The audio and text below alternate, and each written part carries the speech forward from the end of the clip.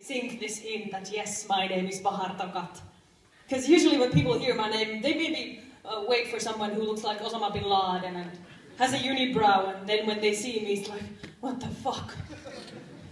Did Sophie Oksani cut her hair? What's going on here?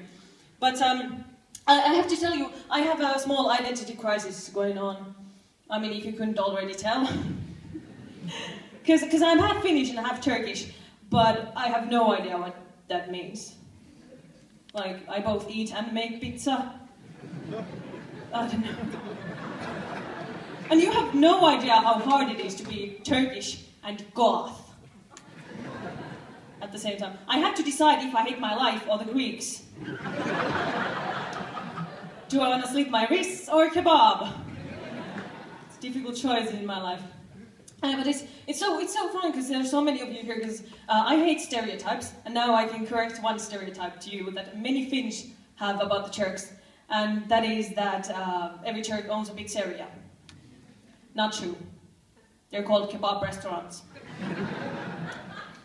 But I have to tell you, it's unfortunately very true that the Turks are very hairy. And it really pisses me off, because I'm hairy too.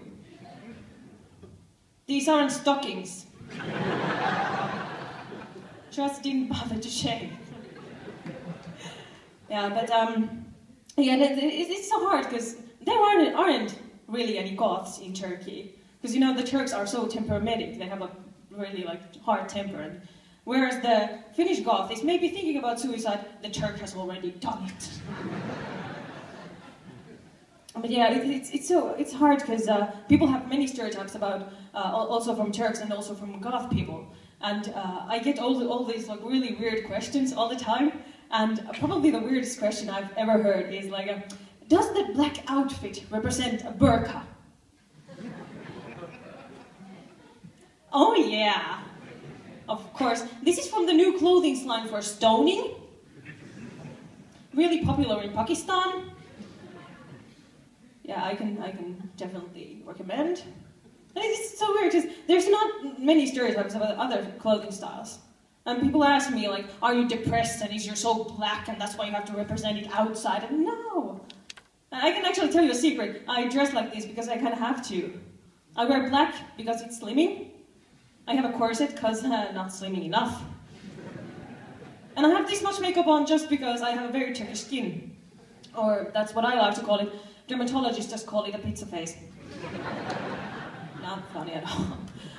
But for example, I can't go to a person with a Louis Vuitton bag and be like, are you lonely? And does that represent the emptiness inside your soul because you have all the money in the world but you have no love and your husband is always at work and that's why you have to fool around with a gardener.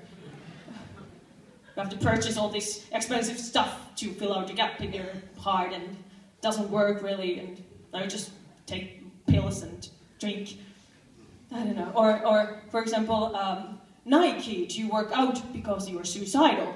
Nike, just do it. I don't know.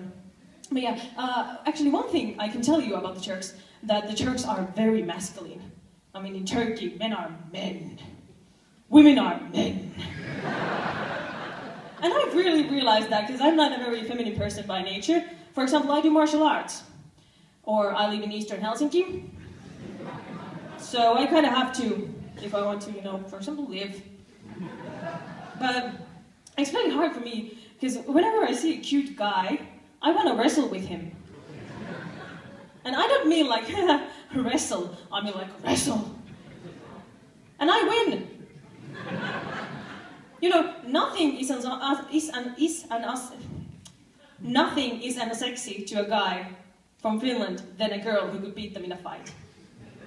And that's why Matti left Mervi.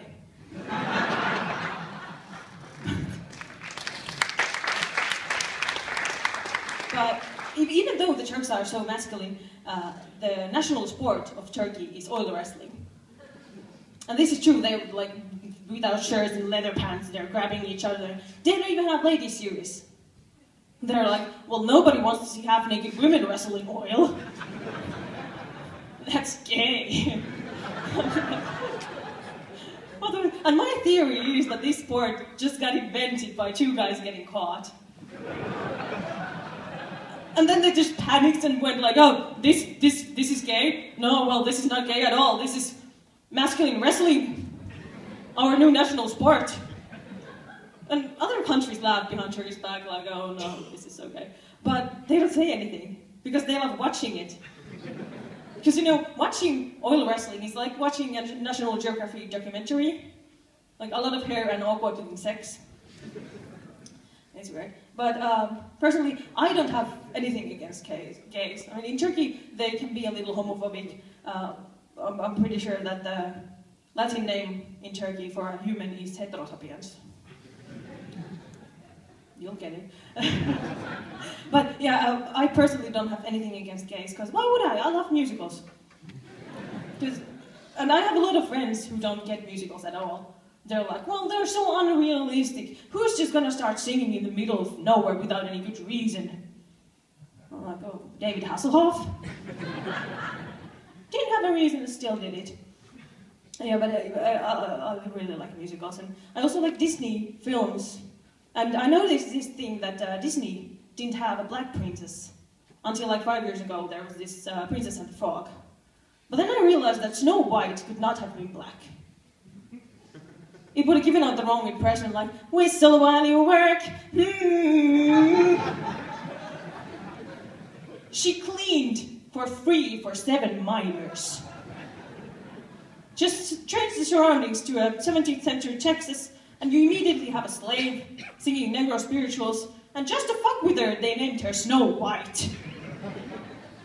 One thing before I leave, I also like a lot of different cultures and languages, and I learned that in Iceland, they name their kids after their fathers. It's like Agnusdóttir, Magnusdóttir.